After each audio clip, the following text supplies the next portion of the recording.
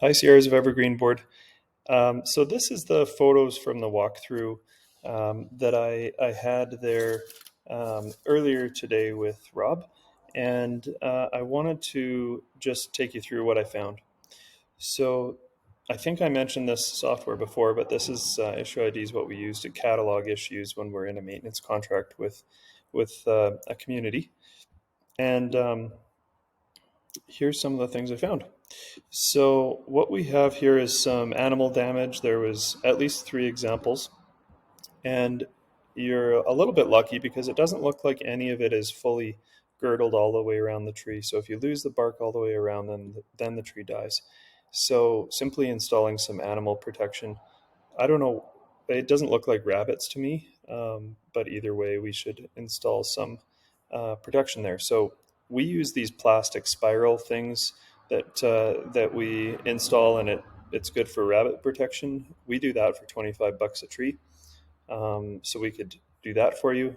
I can do a little more research and just see if there's something taller and more robust we need to install. I think you guys really should have some edging here between the lawn and this drainage trench. I also was hoping to speak with somebody about just if this thing is functioning and why it was installed in the first place. Just learn a little bit more.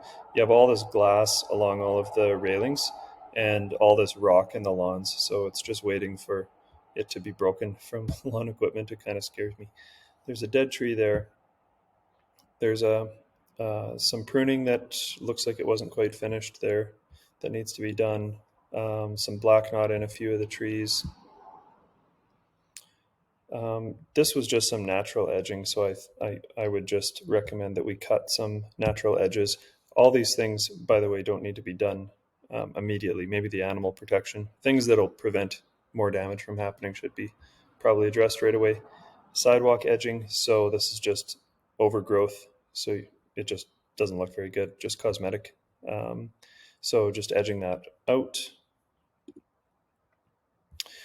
This this bed should have some retainment just to keep the dirt off of this smartboard here. This is wood, so you shouldn't have dirt up against it like that. Just prevent some problems coming down the road. Some bent fire lane signs, a shrub to remove, another tree to remove. This girdle, we call this girdling when a tree gets choked out by the stake that was installed. So this is a really cool picture. Actually, it's not a good thing, but it's a cool picture nonetheless. So this cable, there's a cable inside this garden hose that's actually like a third into the tree now. So it's grown right around it. So it should just be cut back flush and kind of amputated. Some fall cutbacks and removal. So these dogwoods should just be cut to the ground, and then the dead ones cut to the ground too. Do that in fall, and they'll rejuvenate and come back more full. Columnar aspen there that needs to be taken. Probably was a Mayday at one point in its life. Looks like it had some. There's some black knot in that tree. Might have killed it. Another tree removal. This I noticed there's some trimmer damage, like weed whacker damage here on the corner. So just having the lawn right up very close to wood like that, you see that pretty commonly. So would just recommend a gravel bed all around this structure to keep lawn equipment away from it to prevent future damage. Some natural edging here along all the beds on the property. Again, that's cosmetic, so that can wait for a future year. Just want to catalog it here. Putting a bed in front of these utility boxes would be really nice one day. So just installing, typically what we do is install some of those tall decorative grasses that you see. They're called Carl Forester grasses. We install those because they're easy to push aside. They're tall enough to hide the boxes, and then they can be cut back really easily if they need to be, in case the city or whoever the utility provider is for these needs access to them. So that's it's just a little unsightly right at the sidewalk of the property. Just some missed maintenance in both of those photos. More sidewalk edging, so just a nice crisp edge along that sidewalk.